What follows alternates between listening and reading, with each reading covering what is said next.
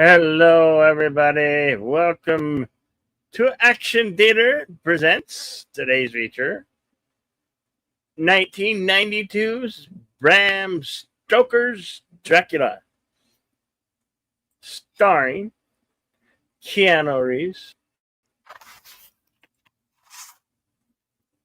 directed by Francis Ford Coppola, Gary Oldman, Winona Ryder, Anthony Hopkins, Richard Grant, Carrie Hughes, Billy Campbell. He was in that Rocketeer. Sadie Frost, Tom Waits, Monica Bellalucci, Jay Robertson, and producer Fred Fuchs. And much more producers. A lot of producers. What would you have to say? You want to read the synopsis? Deleted? All right. Synopsis on IMDb reads as follows. Centuries-old vampire... Oh, wait a minute, am I on? Hold on. Yes. All right. Centuries-old vampire Count Dracula comes to England to seduce his barrister Jonathan Harker's fiancée and wreak havoc in the foreign land. It is an adaptation, pretty much probably the closest adaptation.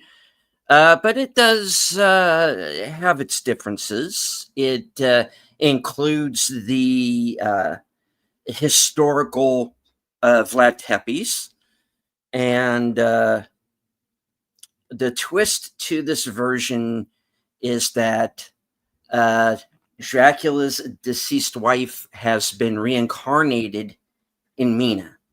So that's kind of the twist, the romance that they add to the proceedings. But past that, it's a pretty decent, straight up adaptation of the novel.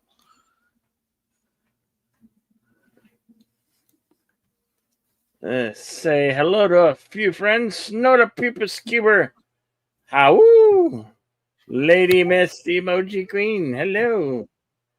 Resolute Germ. Good to see you, buddy. Always welcome Connie Clary, the bird woman of YouTube. Watch out for our other channel, Fluff Chick Productions. Daniel Berry Sportslights. Good to see you.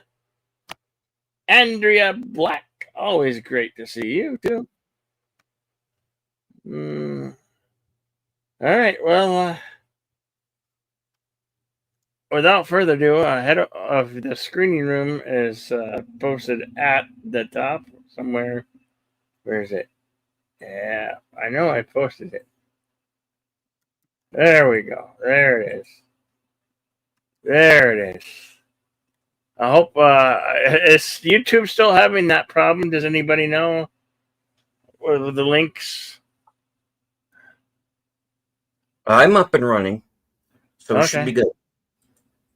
All right. Hey, Gamut 1987. Always good to see you. All right, here we go.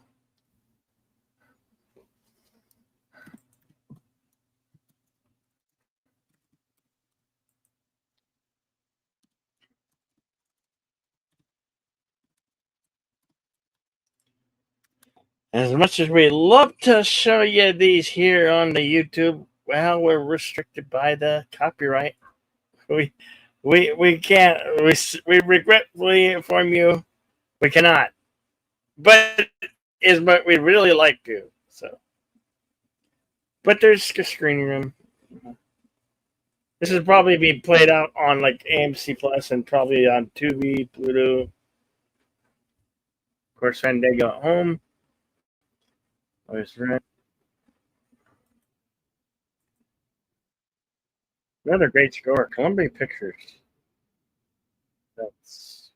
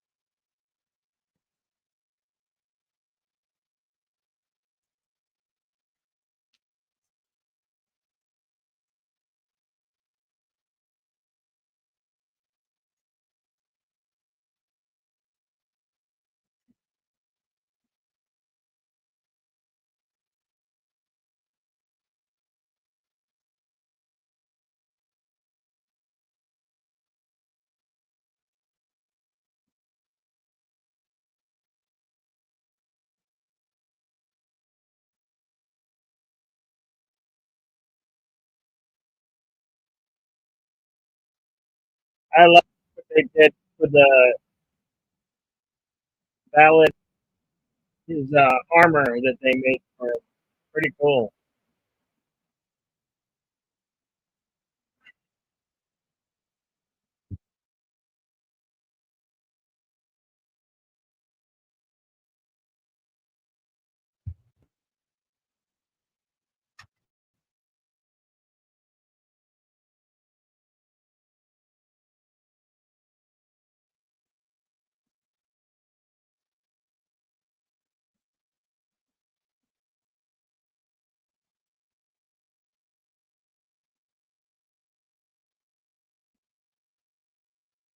Obviously, the famous wolf's armor.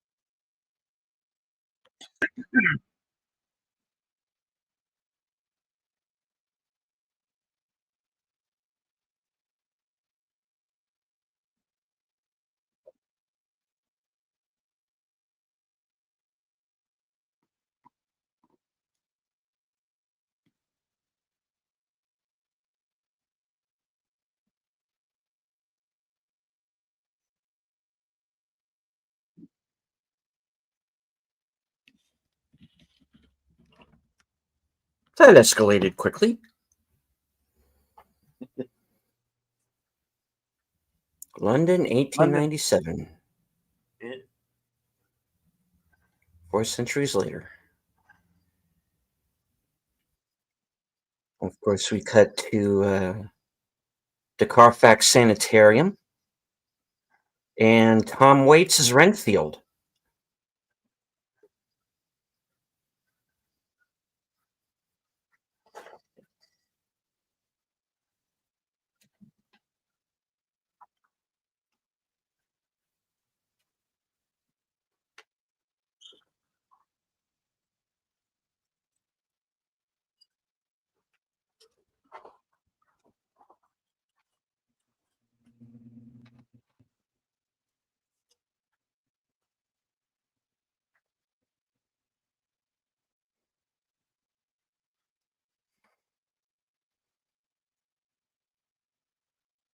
And of course, Keanu Reeves as Jonathan Harker.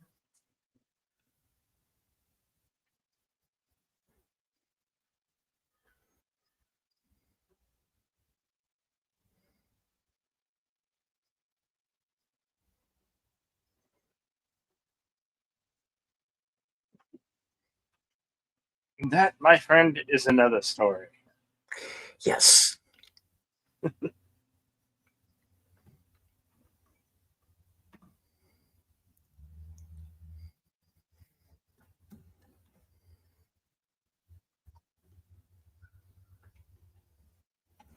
Yes, and both of you get married soon. You're both near 60, for Pete's sake. Hey, jeez.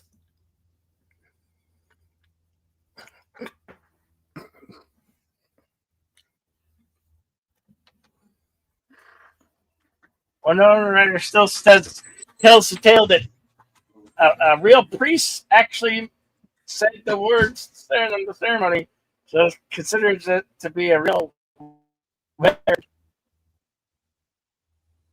That's a rumor, anyway.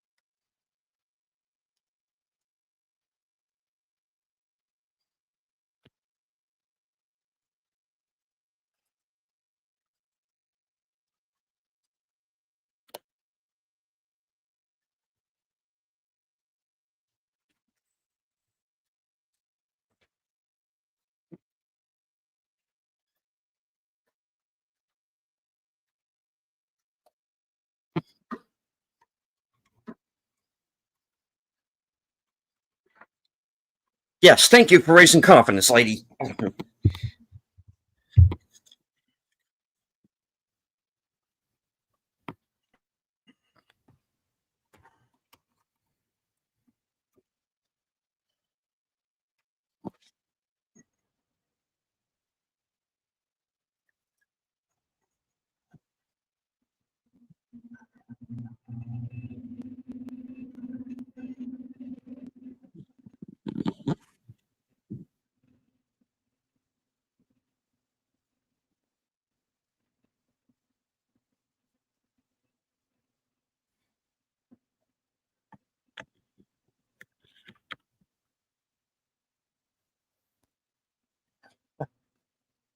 What a creepy looking carriage tank driver.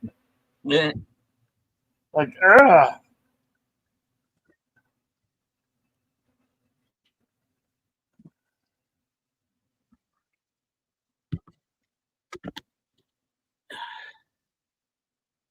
Of course, the wolves.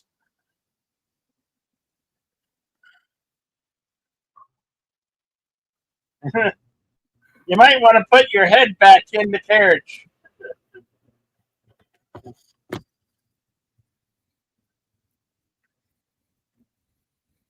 They go through a wide array of special effects in this film. There is animation. There are miniatures, matte paintings. It took a real old school approach to it.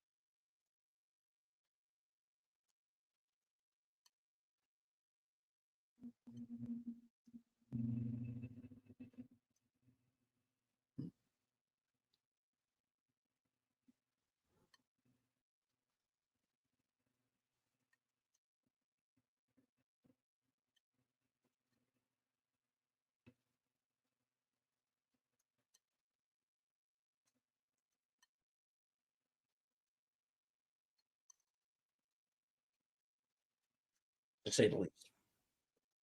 Wow, look out!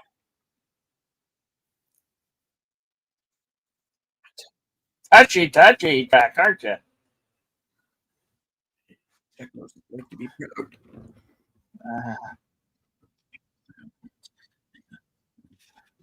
Well, sorry, I like a little garlic on my food in the evening. I didn't know you were allergic to garlic, but it is on your table, so. It's just a thing.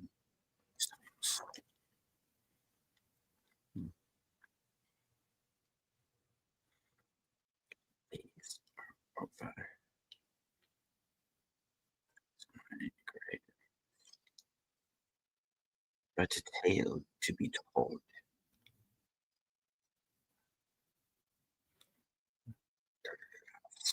My mind.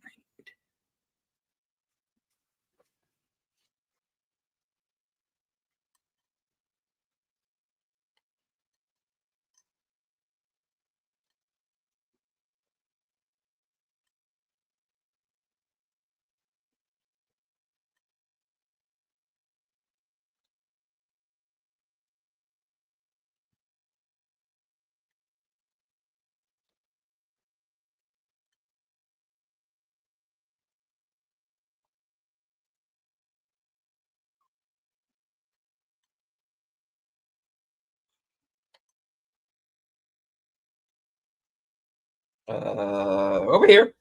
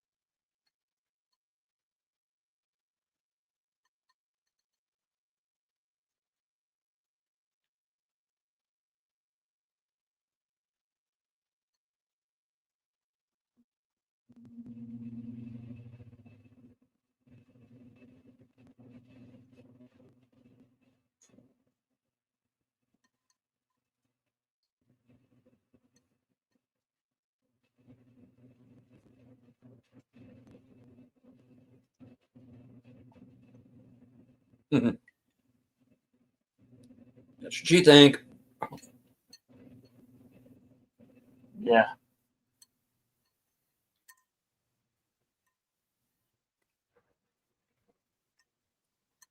Later, daughter poopus. Ow, ow. Here. Thanks for dropping in, buddy.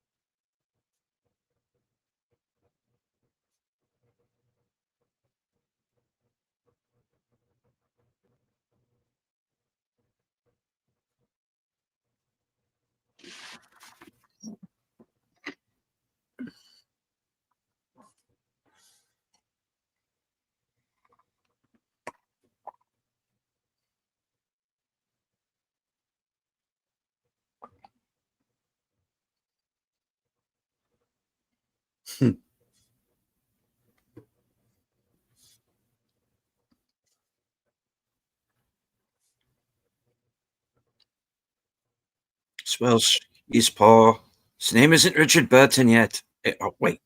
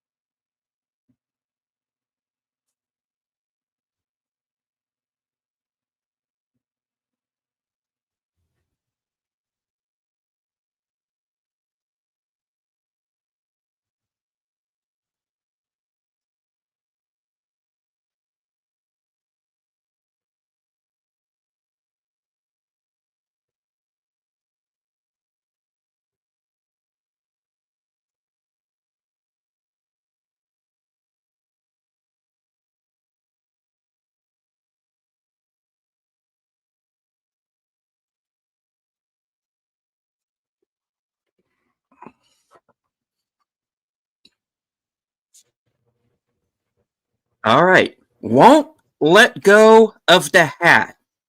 Make a note of that. A hat. What's with the hat? Yes. What's in the Just, hat? just wait. Okay.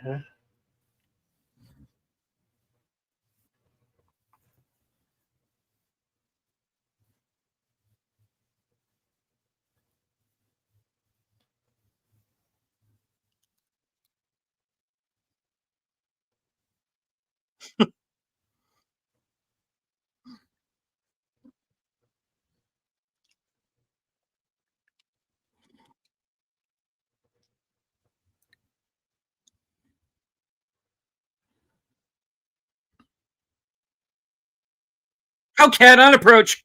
Down.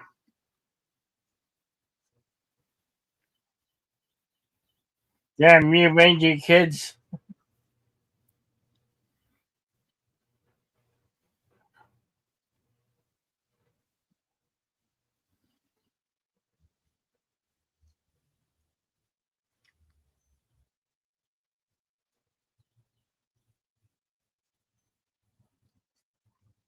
Okay, now how did he sit on his hat when he was holding it?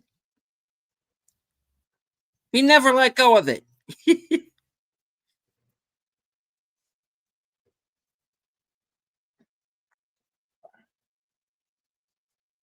Oops.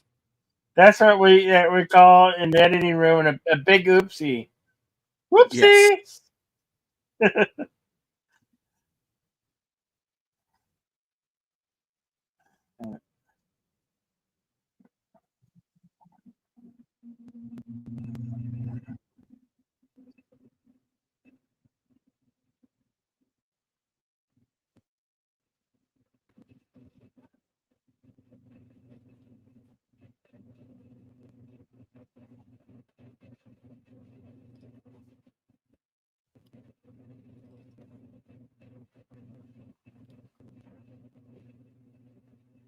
Now, one thing that this version does that the previous ones hadn't is that the book is told through journal entries and letters and whatnot, as you see here. And this was I think, the first version of this film that ever told the story that way.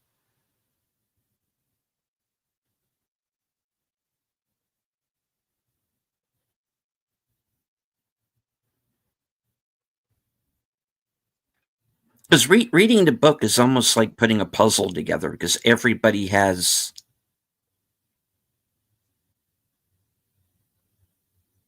a piece.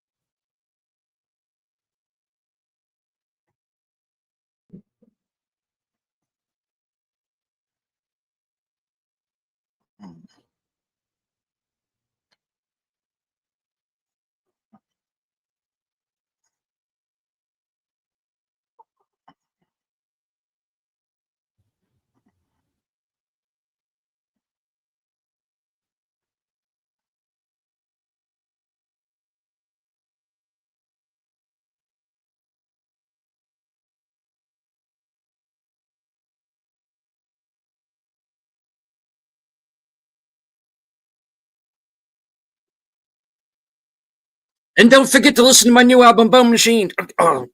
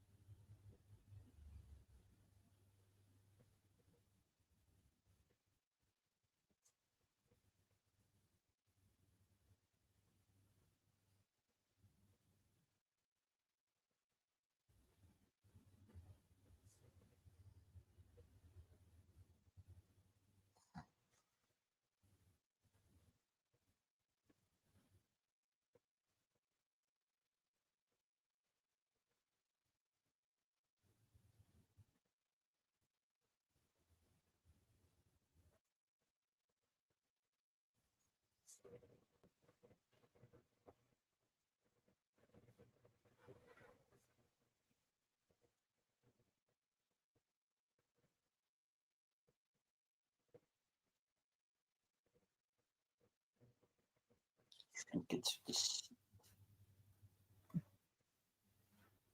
Savannah. South Savannah. It's not in England. That's not always.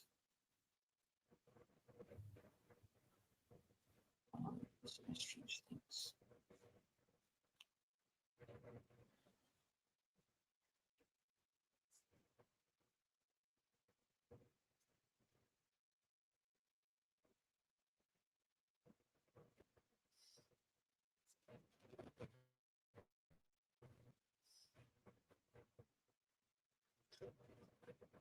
What music they make.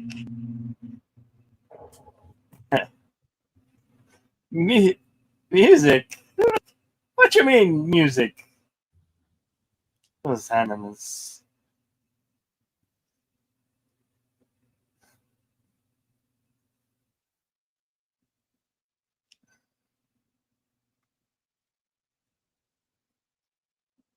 Okay, Dracula is walking on the walls.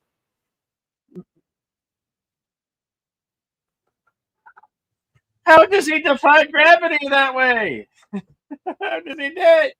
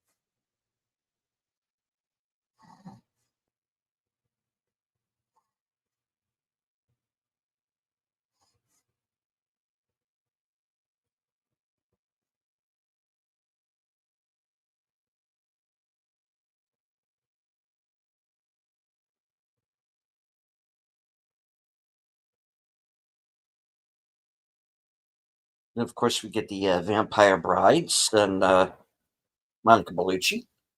I think this is the first movie we ever saw her in.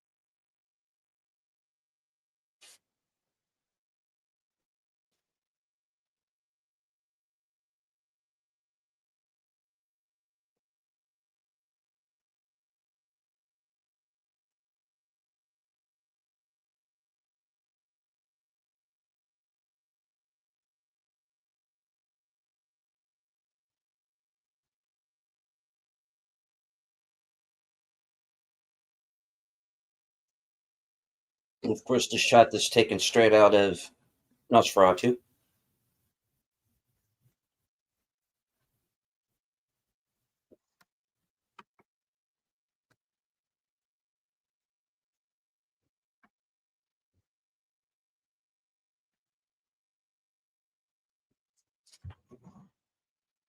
Played by Carrie Clues.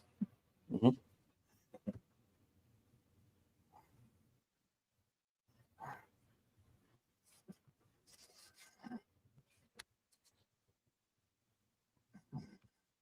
Hello, Words and Pictures. Hey, words and pictures. Good to see you, buddy. Good evening.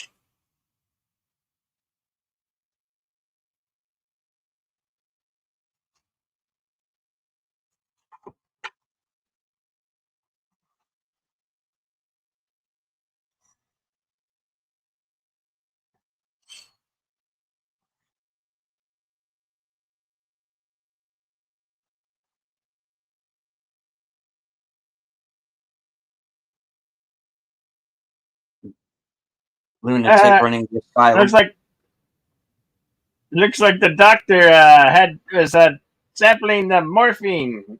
Yeah.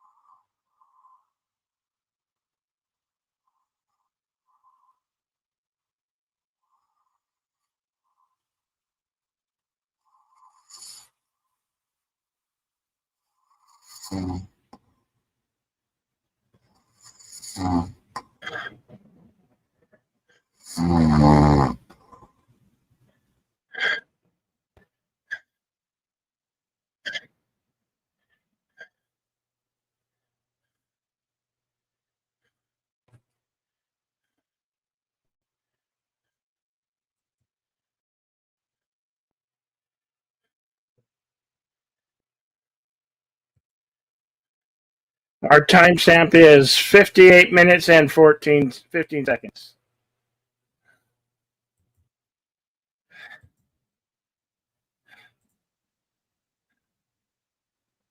Uh-oh. Look at that.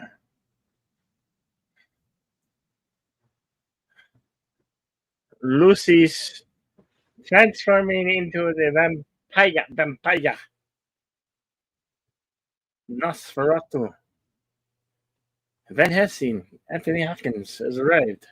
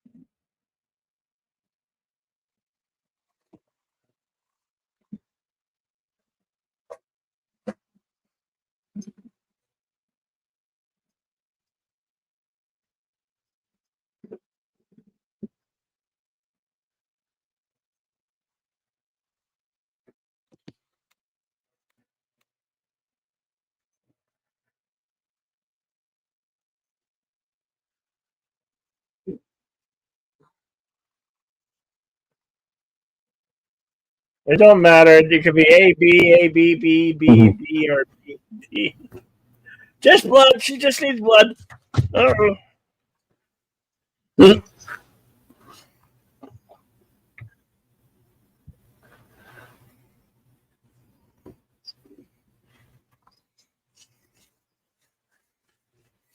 Really?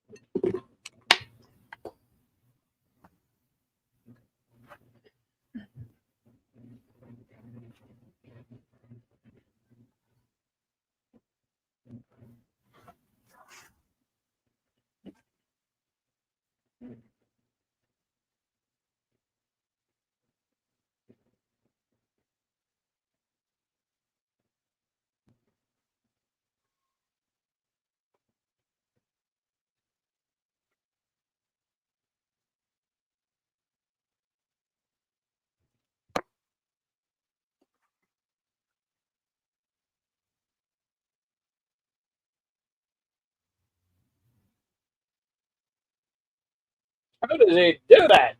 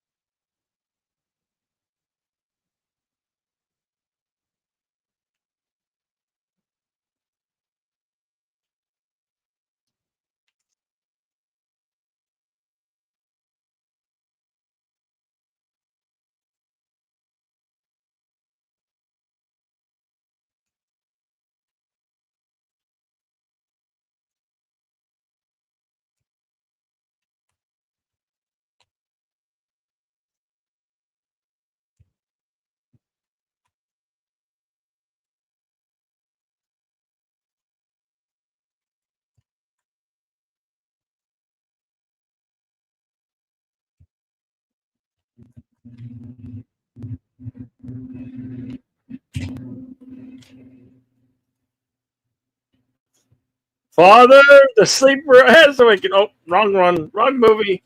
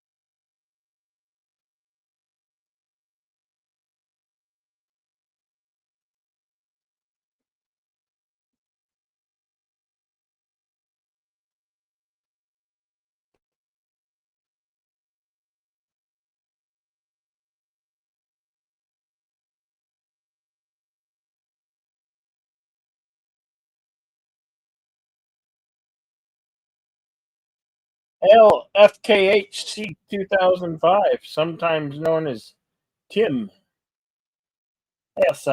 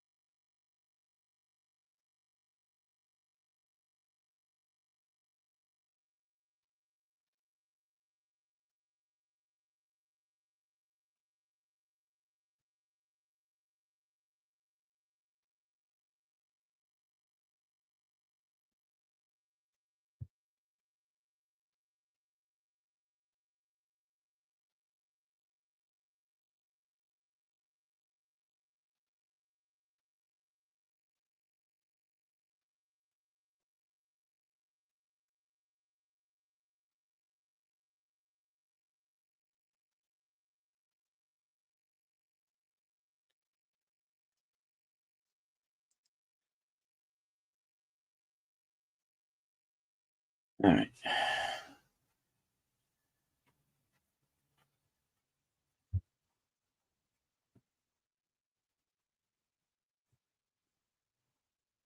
Timestamp 1 hour, 10 minutes, 25 seconds.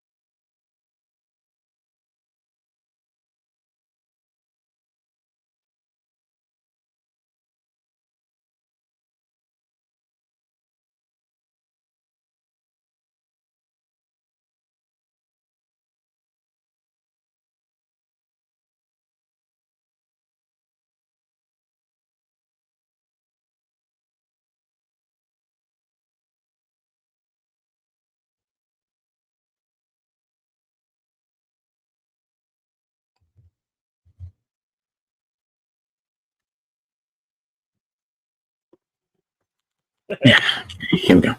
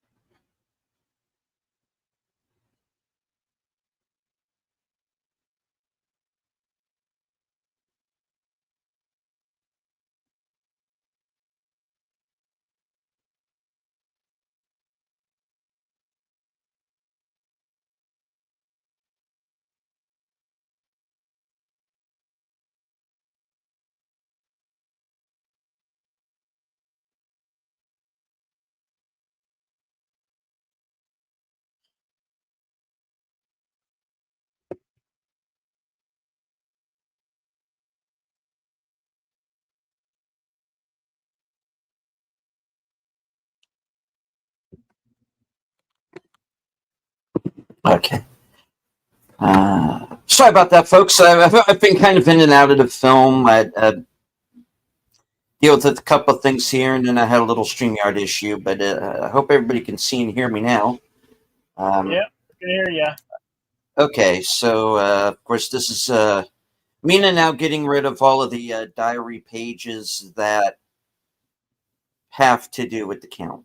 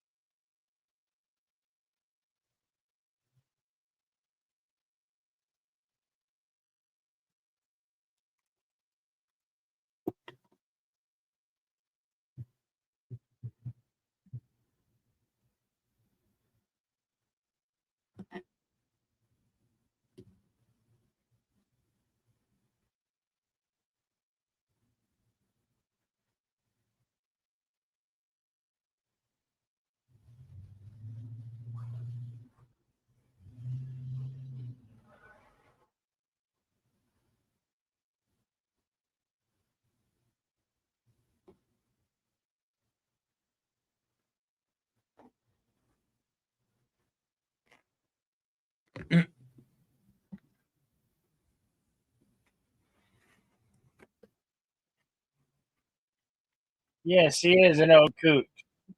Mm. Yes, he is an old coot. Crazy, see now. There's Dr. Van Helsing.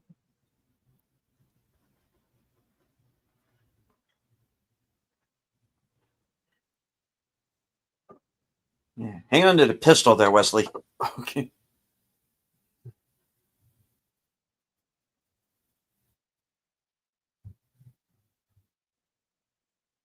He's dead.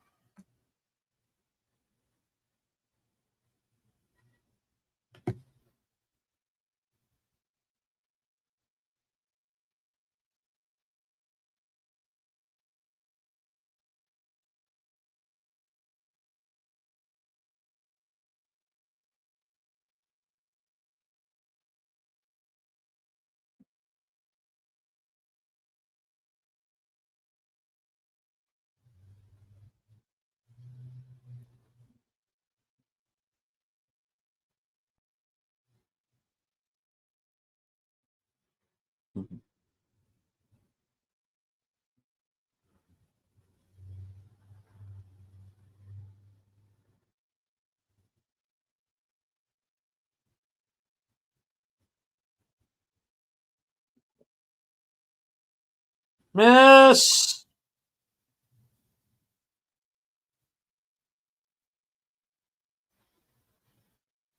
Nandine.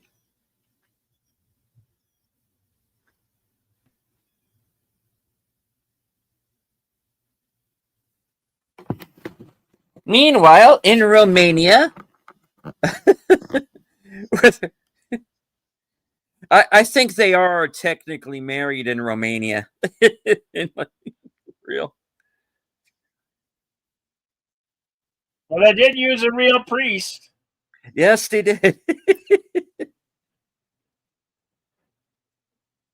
But I heard him calling out the character name, not the actress's name. So, is it or isn't it? You be the judge. Yeah, it seemed like a good idea at the time.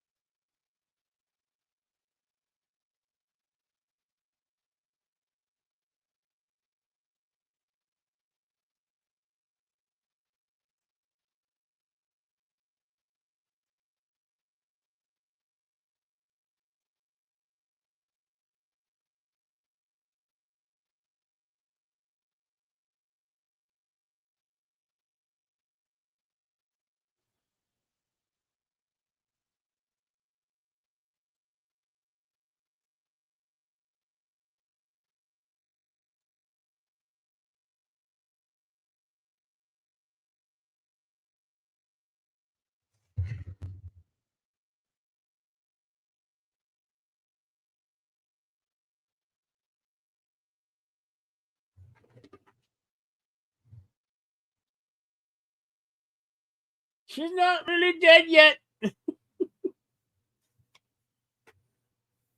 She's only partially dead. Oh, wrong film again. I sorry.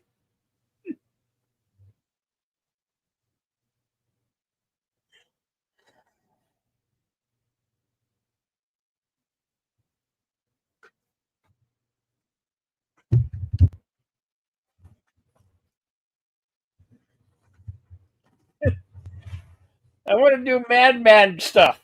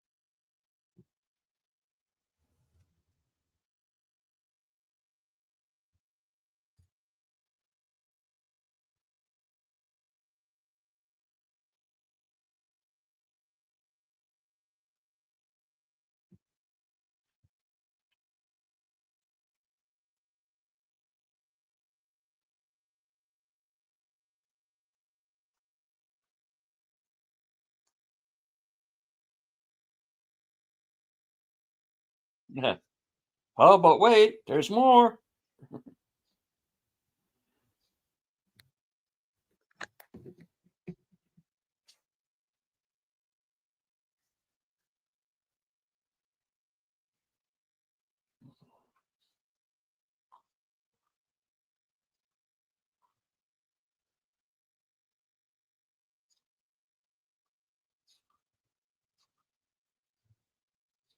Yeah, look at that empty.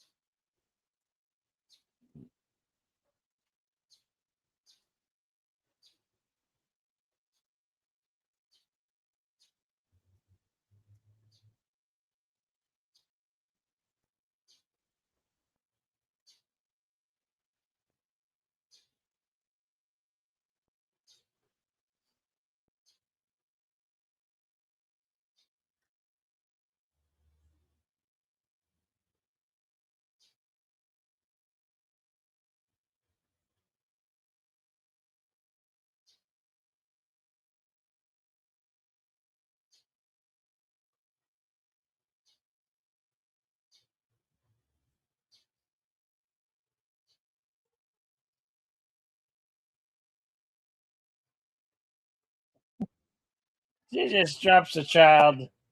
Yeah.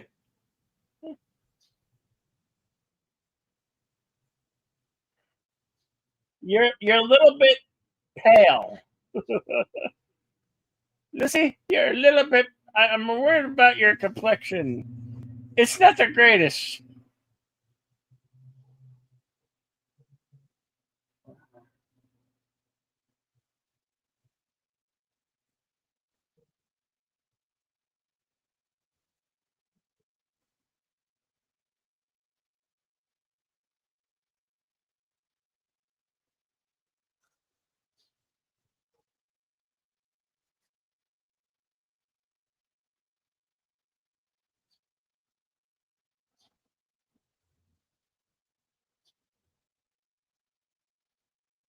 Yeah, that's Saturday.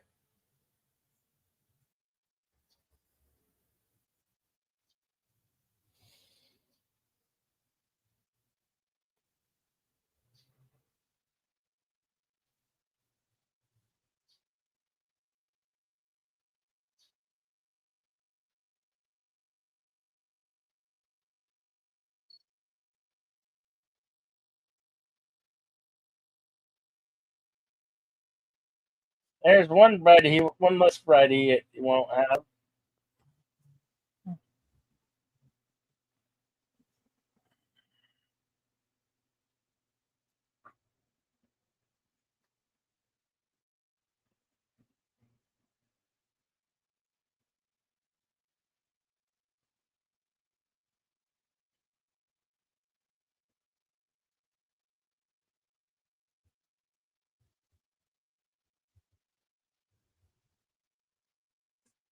He's not lying. Okay.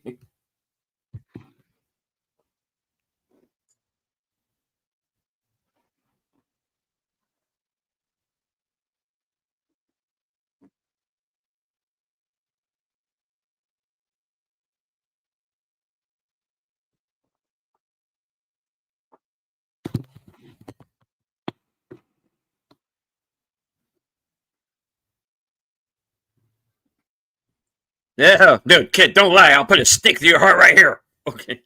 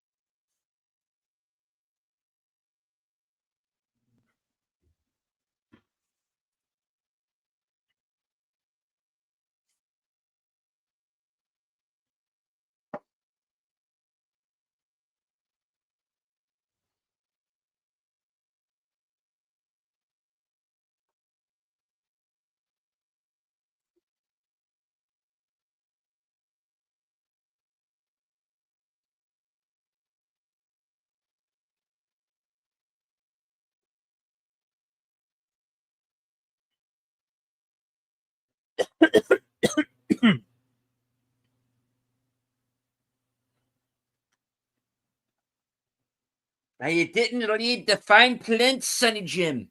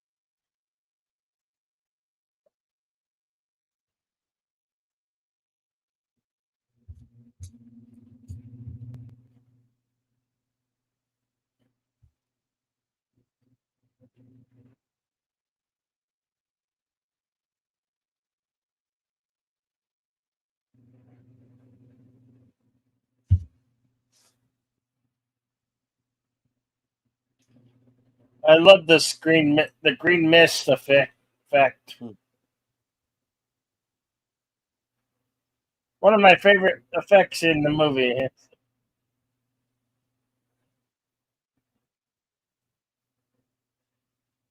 We have Dracula as a green mist. He's gonna punish Renfield.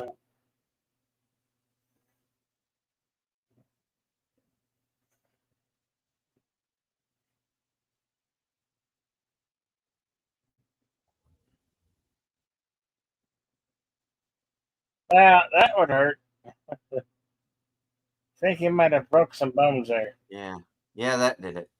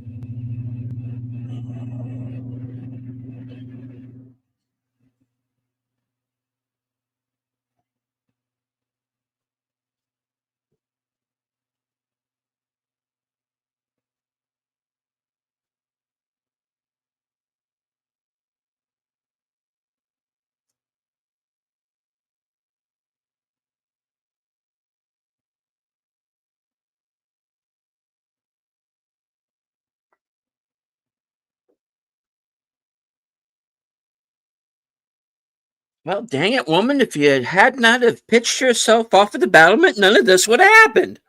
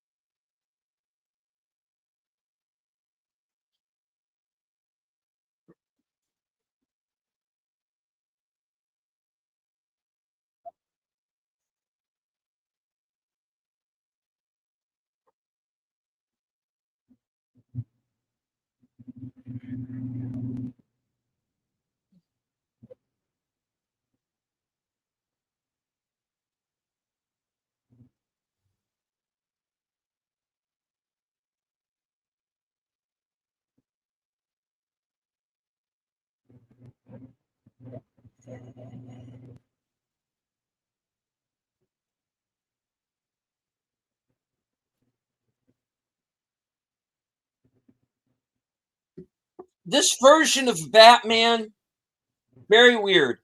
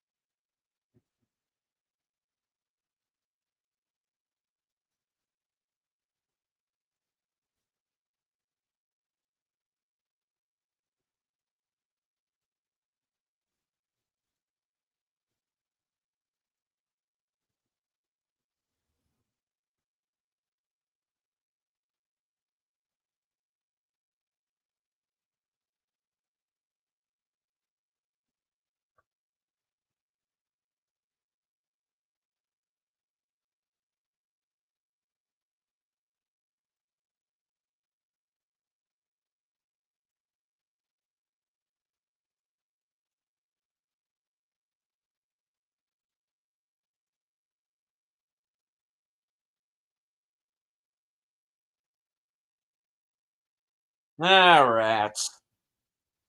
Rats, they're easier to kill.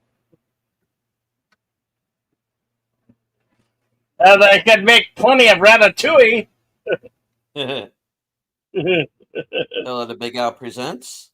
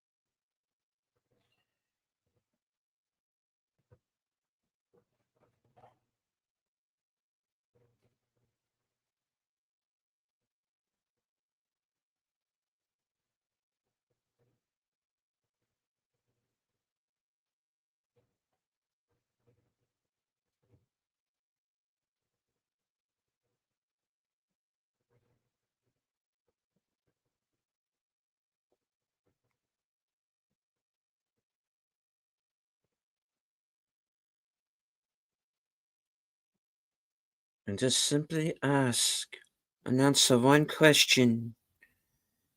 Do you still have the pink dress from Moxie Carmichael? What?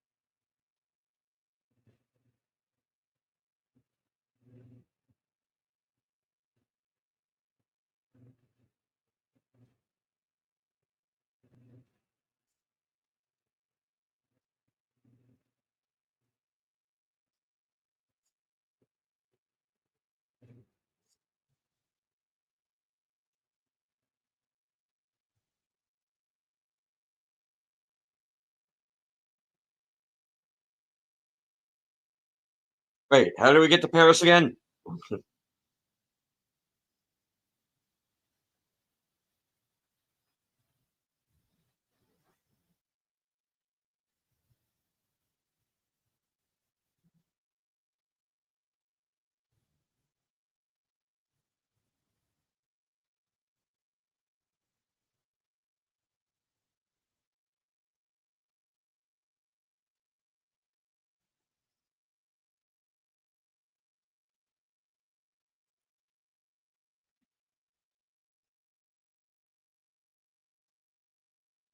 It's going to be a Demogorgon later.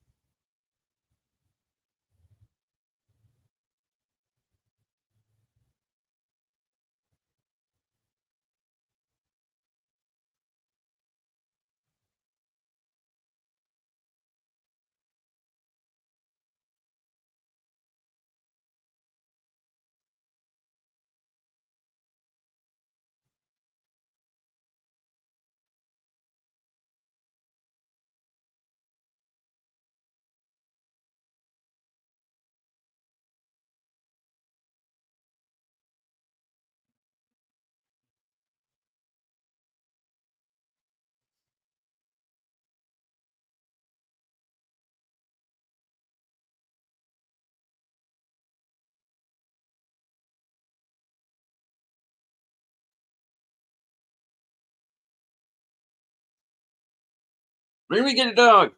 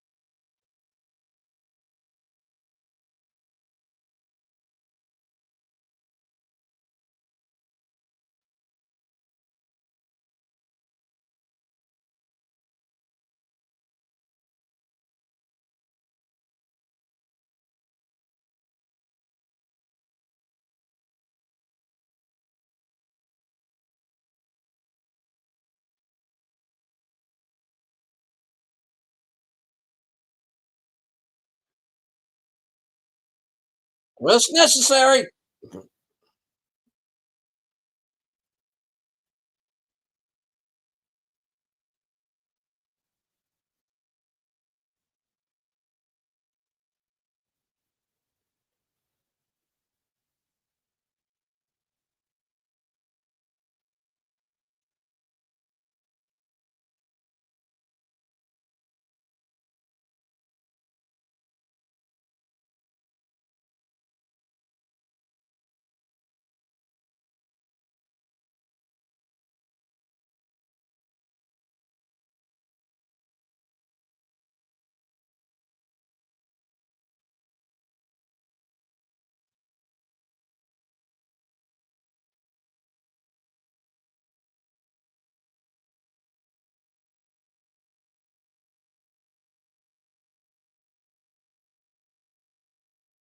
Oh, looks like we're walking.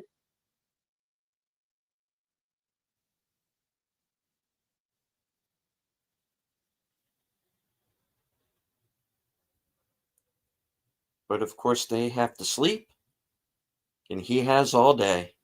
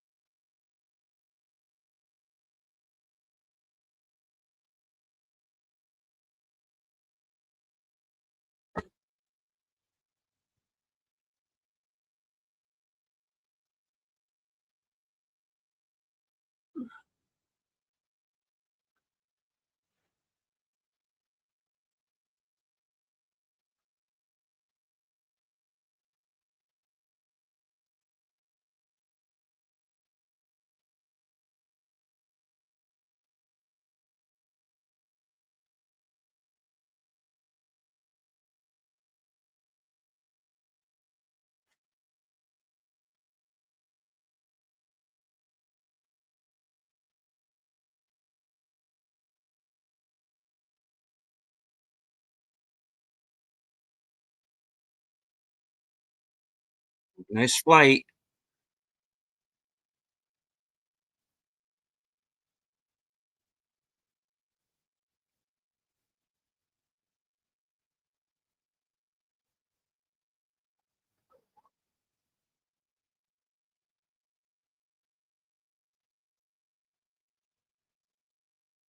Mm.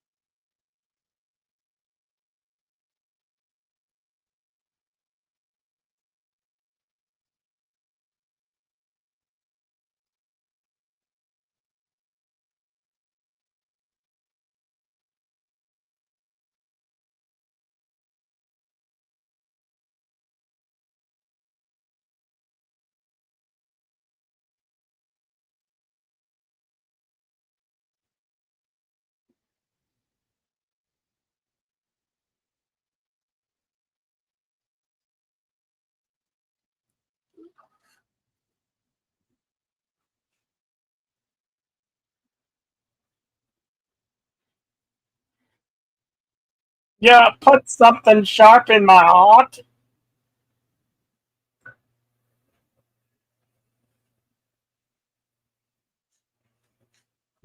Kind of hoping it wouldn't come to that.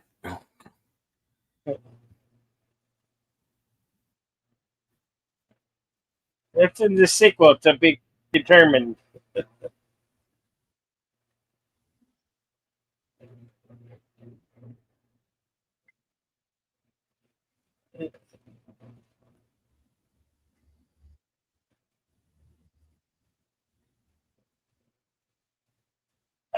She got me in my bitches. I'm dying now. Dying like a stuck pig.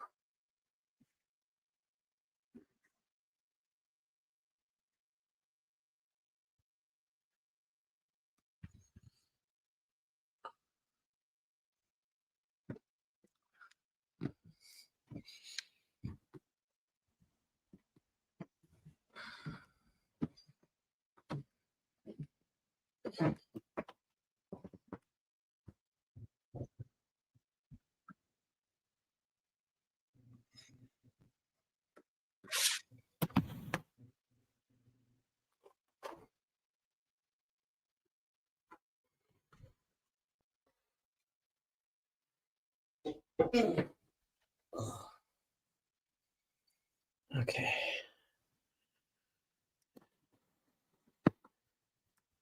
And hello to Real Wade Nation Gaming Clubs.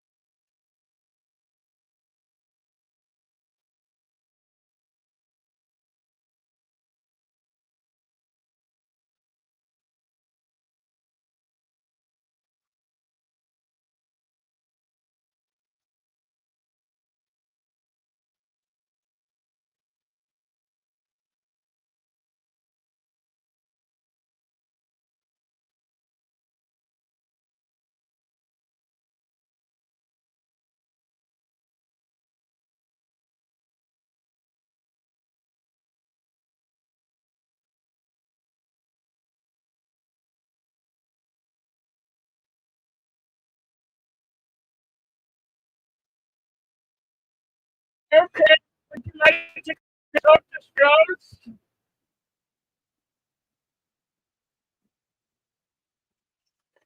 All right. Uh, Dracula was released November 13th, 1992, budgeted at $40 million, going on to gross more than 215.8 million worldwide.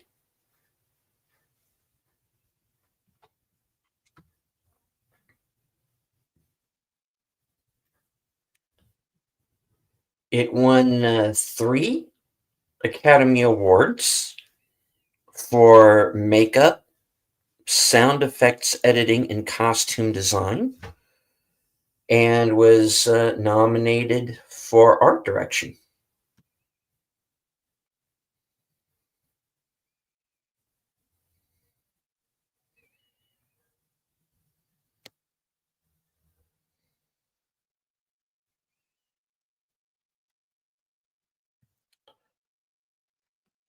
Right. Let's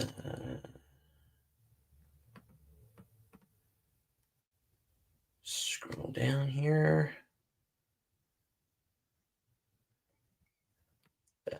Filming began October 14th, 1991, and went on until January 31st of 1992.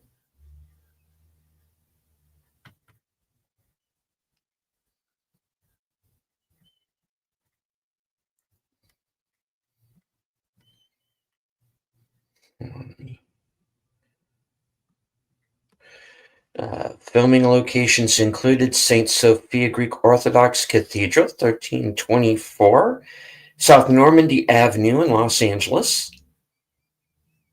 Sony Pictures Studios, 10202 West Washington Boulevard, Culver City, California, and Universal Studios, 100 Universal City Plaza, Universal City, California. It's doubled for London.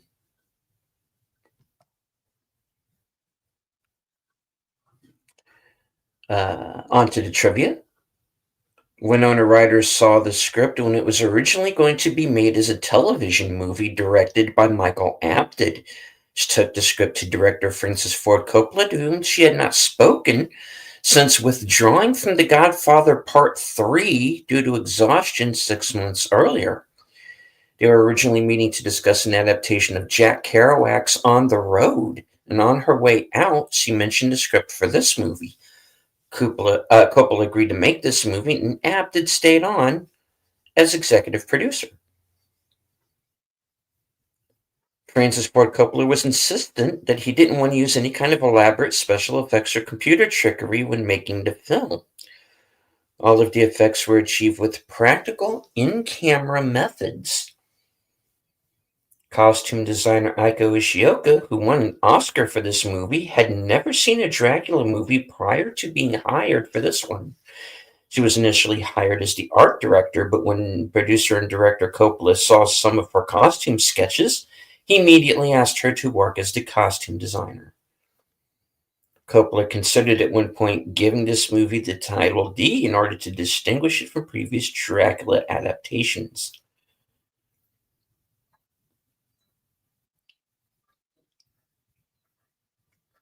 Prince Vlad's scream after he drives a sword into the cross is not the voice of Sir Gary Oldman, but actually Lux Interior, the lead singer of punk band The Cramps, recorded the scream and it was dubbed in. Sadie Frost wore an auburn wig due to her real hair being short and dark. She tried auburn and blonde wigs, but it was thought the auburn wig photographed better.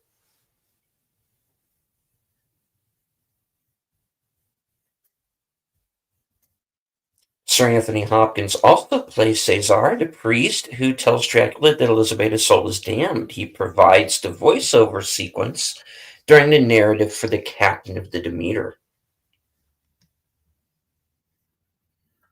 Red jelly was used for the blood. Earnings from this movie were enough to save Zoetrope, Coppola's studio from bankruptcy after suffering from financial difficulties and liabilities of $27 million over the past 3 years. Amongst the moving picture displays in the scene where the prince and Mina first converse is a shadow figure show depicting the battle between Vlad's army and the Turks.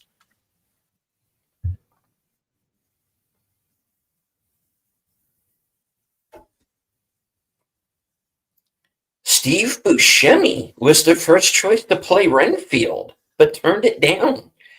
Ian Drury was also interviewed. Coppola has openly criticized his own reasoning for casting Keanu Reeves as Jonathan Harker. According to him, he needed a young hot star that would connect with the female filmgoers. Painting of Count Dracula, which Jonathan Harker mentions after his arrival at the castle, is a self-portrait of Albrecht Dürer, a German painter, born 1471, deceased 1528. But with Sir Gary Oldman's face, the face of the young count. The painting also served as inspiration for another vampire author's writings, Anne Rice, though she used it for her vision of a non-vampire character, that of Lasher, the spirit that haunts a family of witches in her series, The Lives of the Mayfair Witches.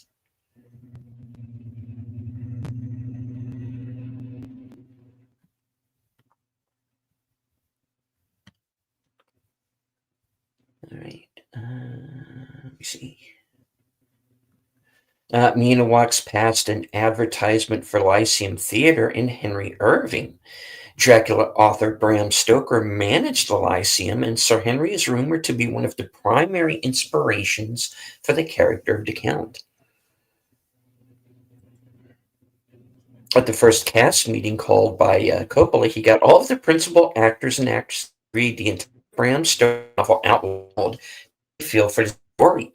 According to Anthony Hopkins, 2 whole days to complete.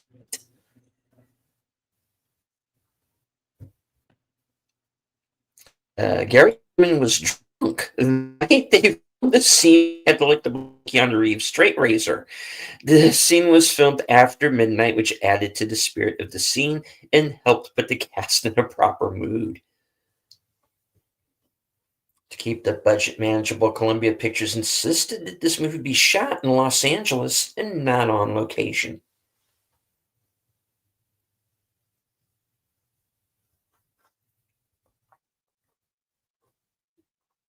Amongst those who auditioned for the part of Dracula were Andy Garcia, who had concerns over the number of sex scenes, Gabriel Byrne, Armand Assante, Viggo Mortensen, and Antonio Banderas. Banderas played the vampire character Armand in Interview with the Vampire. Sadie Frost didn't bother auditioning for the part of Lucy, as she figured she was too physically similar to Winona Ryder. It was only after Francis Ford Coppola had real trouble casting the part and had happened to see Frost's performance in Dark Obsession that she was approached.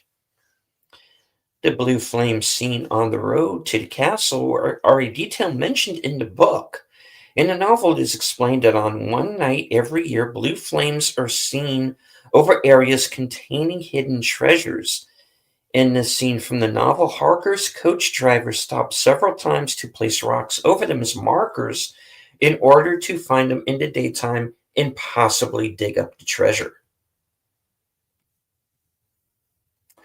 Liam Neeson was considered for and very much wanted the role of Professor Abraham Van Helsing, but after Sir Anthony Hopkins, still writing the success of Silence of the Lambs, showed interest in the role, Neeson was ultimately turned down.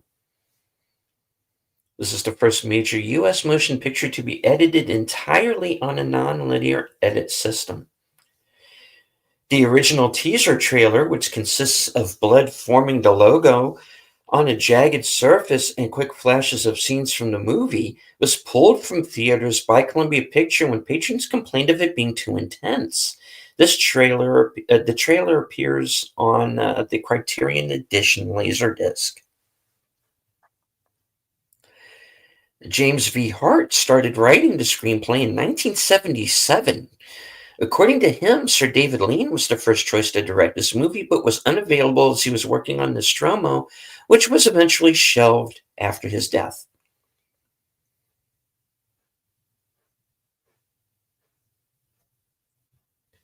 The front of Gary Oldman's hairline was shaved for makeup purposes and to resemble Vlad.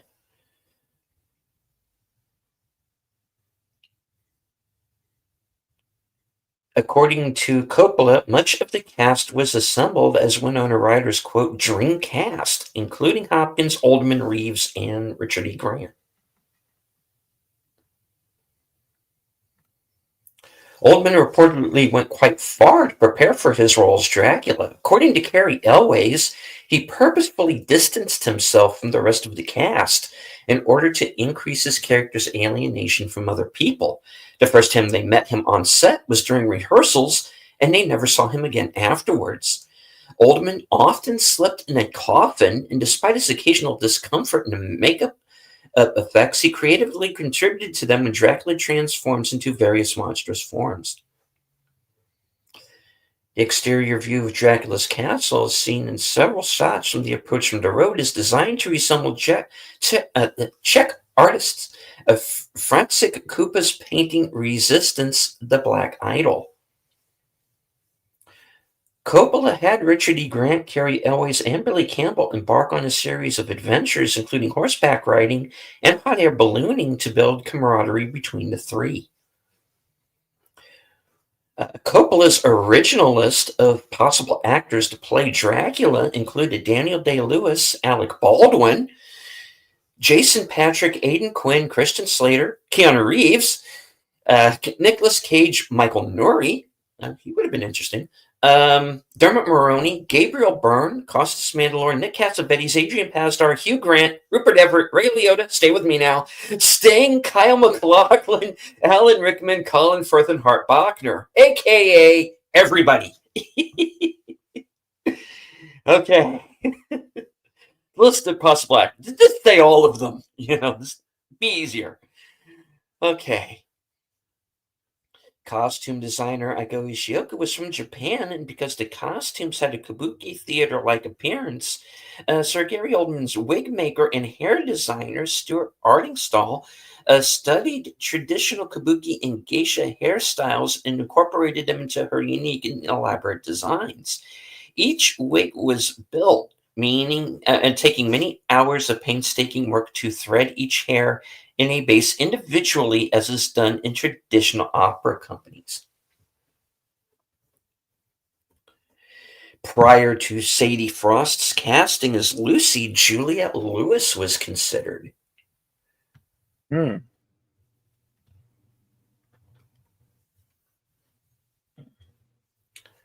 All right. Originally, producer and director Coppola had wanted to use highly impressionistic sets using only lights, shadows with minimum props. Instead, he wanted to spend the entirety of the production design budget on costumes. Studio, however, wouldn't allow this and ordered him to build proper sets. Coppola explains on the DVD commentary that Mina and Harker's wedding was a reshoot done at a Los Angeles Greek Orthodox church.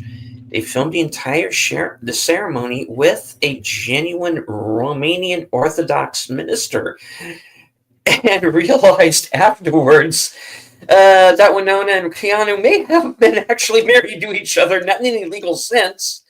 But under the eyes of God, as Ryder claims, Reeves has since confessed that he often gets text messages from Ryder that read, "Hello, husband," and they're both completely fine with it.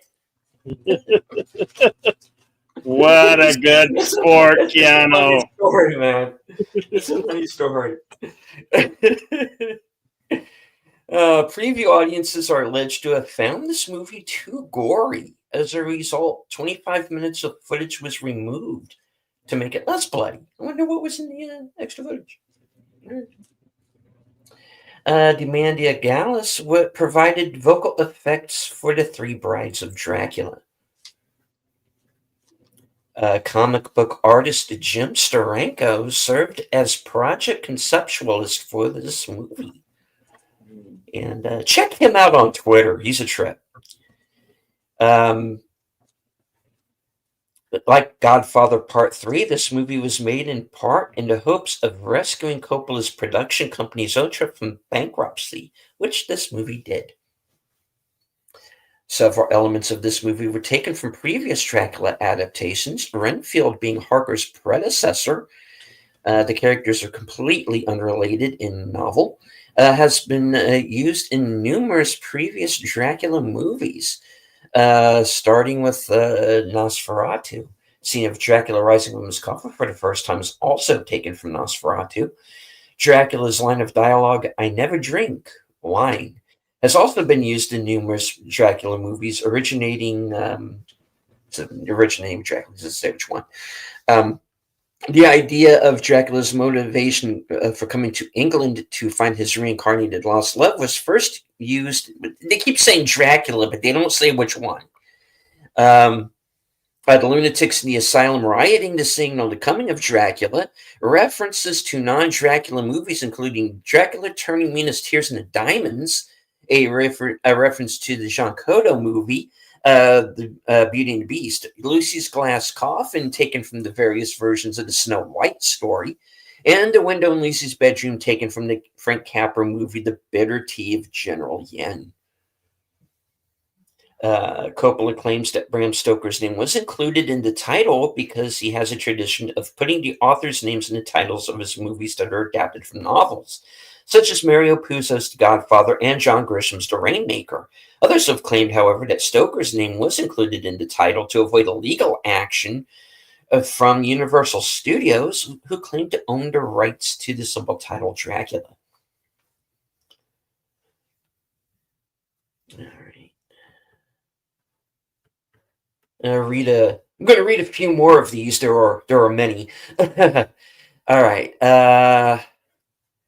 Coppola and the special effects team consulted with a professional magician to achieve the effect of Dracula's brides rising from the dead. Coppola notes on the DVD commentary that although the three actresses playing Dracula's brides had agreed to appear nude in this movie, everybody on the set was too timid to ask them to take off their clothes before filming their scenes. Coppola told his son Roman to ask him, but Roman didn't want to do it either and asked another crew member to do it.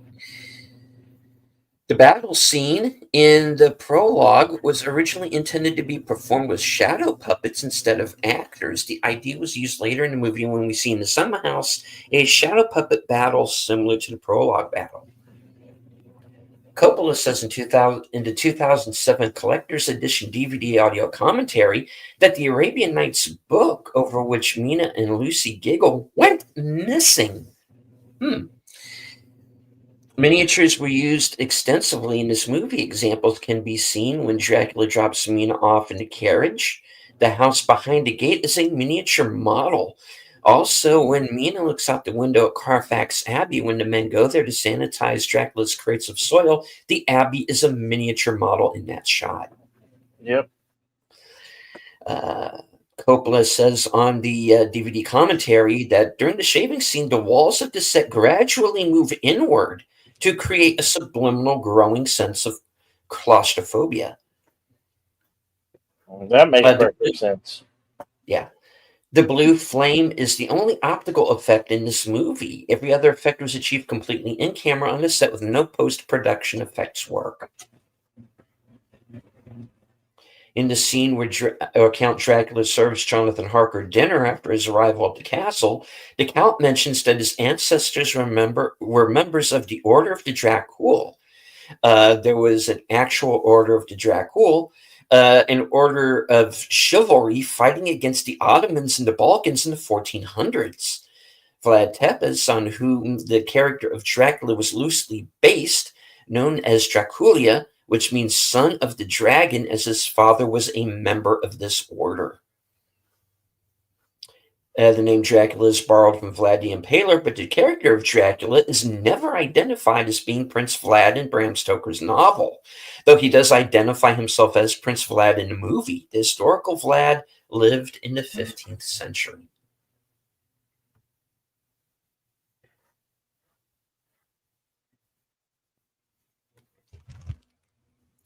Gary Oldman and Winona Ryder did not get along well at all during filming, which shocked the rest of the cast because the two had become friends during rehearsals. They reportedly came back from a break in the schedule, seemingly hating each other all of a sudden. With no indication given then as to what had happened, Ryder later said that there was a danger whilst working with Oldman since she found his acting style too intense, which didn't set well with Oldman. Although she assured that they have long since made their peace, another source claimed that Oldman played a dirty practical joke on her to elicit a surprised response from her, which she didn't appreciate. Guys, do not do the practical joke shit. It never works. That's Jared Leto. Okay. All right. Keanu Reeves said years after this movie came out that he wasn't happy with his work in it, stating that he had been exhausted from making several movies right on the heels of signing on as Jonathan Harker, and that he tried to raise his energy for the role, but I just didn't have anything left to give, he said.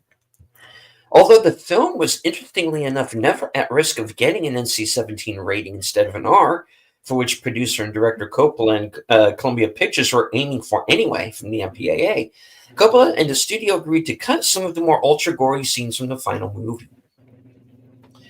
The Japan-based leadership of Sony was so new to Hollywood that after this movie's record-setting November 1992 premiere weekend, they asked the American executives if the $30 million box office tally was considered a good result.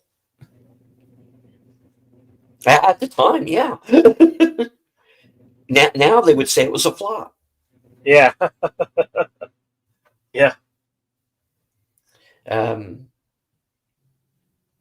At one point during filming, a double was used to portray the wolf beast version of Dracula, and Gary Oldman suffered an allergic reaction to the makeup. Oldman hired a singing coach to help him lower his voice by an octave to help him give Dracula a more sinister quality.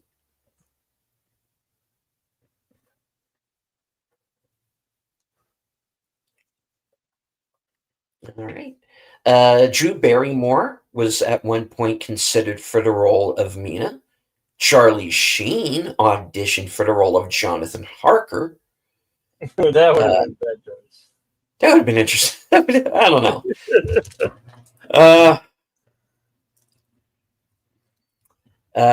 Coppola wanted Johnny Depp to play Jonathan Harker, but the studio wanted someone who was at the time considered more of a mainstream heartthrob.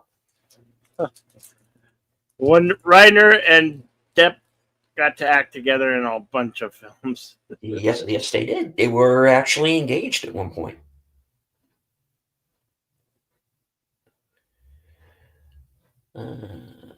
Coppola recorded his audio commentary in English and Italian. One of the 4 vampire movies made by Coppola family members, Vampire's Kiss and Renfield, starred Nicolas Cage and featured Mark Coppola. Dracula's Widow was co-written and directed by Christopher Coppola and co-starred Mark Coppola. And Francis Ford Coppola produced and directed this movie, with Anton Coppola conducting the music and Roman Coppola serving as second unit director and visual effects director. The main title music is reminiscent of the music of James Bernard, the composer of many of the Hammer film production horror movies in the late 1950s, 60s, and early 70s, particularly the Sir Christopher Lee Dracula movies. Richard E. Grant, who portrayed Dr. Seward, reads the audiobook version. According to cinematographer Michael Ballhaus's autobiography published in March of 2014, Coppola's main influence and inspiration for the cinematography and visual design of this movie was F.W. Murnau's Nosferatu. Ballhaus considers Coppola's visually inventive movie one of his favorite achievements as a cinematographer and the last great must-see movie by Coppola.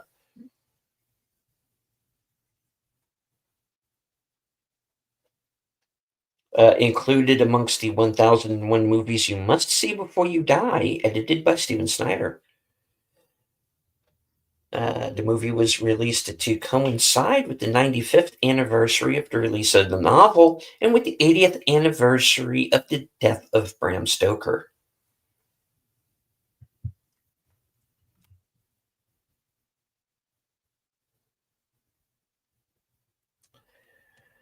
Okay. Let me read a few more here. A song heard during the ending credits is Love Song for a Vampire by Annie Lennox. Uh, yeah, and she performed this song first live on Tops of the Pops in February of 1993. Oldman himself thinks that Dracula was never a bucket list role for him in the first place, and said that the main reason why his younger self said yes to the role was an opportunity to work with Coppola, who he considered one of the great American directors. As Oldman's first big American movie, made on a big set with lots of costumes, and for a young actor then, that was a tremendous experience.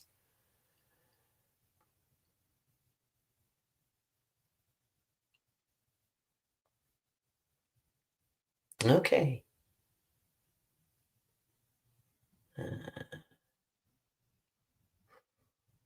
Is that it for the scrolls? No, there's a lot more, but I'm going to read off one more here. Okay. Though this film is notable for being for being more faithful to Bram Stoker's novel than most other film adaptations, numerous liberties were taken as follows. The pre-title prologue and the subplot about Mina being the reincarnation of Dracula's wife are inventions from Dan Curtis's versions of Dracula in the 1974 film, featuring a depiction of Dracula and Vlad the Impaler as the same person, and the relationship between Dracula and his reincarnated wife. And his famous 1966 to 71 supernatural soap opera Dark Shadows. The plot of a vampire in search of his lost love / reincarnation story. In the novel, Mina has no personal connection to Dracula. The novel never explicitly identifies Dracula as Vlad the Impaler. In the film, the blue flame is seen directly in front of Dracula's castle. In the novel, it is seen in the distance on the journey to the castle. The flame appears again later in the film, though only one time in the novel. In the film, Renfield is shown to be Jonathan Harker's predecessor, and it is implied that his experience at Count Dracula's castle drove him insane. In the novel, Jonathan and Renfield are unrelated, and Renfield's insanity is not implied to have been caused by Dracula. In the film, Count Dracula's brides call Jonathan to the room with the bed, when he lies down on it, they appear to rise up from beneath it, and they attack him before Dracula appears and scolds them. In the novel, Jonathan awakens from sleep on his sofa and sees the bride standing before him. Dracula appears before they have a chance to attack him. The brides also appear semi-nude in the film, while in the novel they do not. In the film, Dracula transforms into a large werewolf and bat creatures. In the novel, he only transforms into a regular wolf and bat. In the novel, Dracula is not explicitly shown to have had sex with Lucy, as was shown in the film. After she is lured outside by Dracula, though being hypnotized along with her sleepwalking, Lucy is found to be in a daze and breathing heavily with bite marks on her neck. In the novel, Dracula turns into rats at Carfax Abbey while the men are destroying and sanitizing the crates of soil. In the film, Dracula transforms into a wolf and leaps into Lucy's room and attacks her. In the novel's version of this scene, the wolf is not Dracula, but a wolf escaped from the zoo that's under Dracula's hypnotic control, and it does not attack Lucy. Furthermore, in this film, the escaped wolf appears when Dracula and Mina are at the cinema house, a scene not present in the novel. In the film, in retaliation and out of spite due to Mina rejecting him and marrying Jonathan, Dracula kills and turns Lucy into a vampire. However, in the novel, due to being no romantic connection between Dracula and Mina, he simply kills and turns Lucy into a vampire. As previously mentioned, Mina has no personal connection to Count Dracula in the novel. This alters later scenes taken from the novel for the film, such as when Mina asks Dracula to turn her into a vampire and willingly drinks his blood in the film. In the novel, Dracula forces Mina to drink his blood as he is traumatized by the incident. In the film, when Dracula is caught with Mina in her room, Jonathan comes into the room with the rest of the men. Dracula escapes Mina's room by turning into a horde of rats, and they go out of an open window. In the novel, Jonathan is also present with Mina when the men come into the room, lying in a stupor, unable to move due to Dracula's hypnotic power over him. The Count turns into mist and escapes. In the novel, none of the gypsies carrying Count Dracula to his castle are shot or killed. In the film, Professor Van Helsing asks Mina for permission to hypnotize her. In the novel, it's Mina's idea, and she asks Van Helsing to do it. In the film, due to Dracula's control over her, Mina seduces Professor Van Helsing and attacks him. This does not happen in the novel. In the film, Van Helsing presses a communion wafer against Mina's forehead to defend himself against her attack. In the novel, he does this to bless her and does not know it will burn her. In the novel, Dracula immediately dies and crumbles into dust after suffering the knife attacks by Jonathan and Quincy. In the film, he lives for several minutes after the attacks, and Mina delivers the final death blow. Despite being the love interest for Count Dracula, Mina never actually says his name. All right. Like I said, there's a lot more. Check it out on IMDb. If I were to read the rest to you, we'd probably be here for a couple of more hours. So we got to move on. All right. So that's it. The scrolls are closed.